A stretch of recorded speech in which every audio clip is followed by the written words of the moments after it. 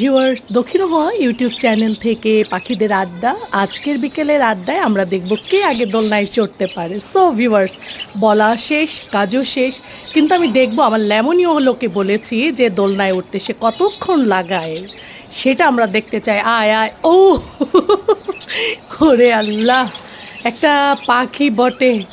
ও আবার আরেকটাকে সরিয়ে দিয়ে নিজে আবার ওঠার চেষ্টা করছে, কিন্তু অ্যারাবিয়ানের যে বড় বেবিটি সেটি অনেক বড় হয়ে গেছে ভিউয়ার্স, ফুল অ্যাডাল্ট হয়ে গেছে। যে পাখিটি মাত্র উড়ে গেল এটি হচ্ছে আমার স্কাই এলভিনো একটি পাখি। সো এটি হচ্ছে কাপল, এরা জোড়া বেঁধেছে এবং হাঁড়িতে মাদার বার্ডটি ডিম পেড়েছে।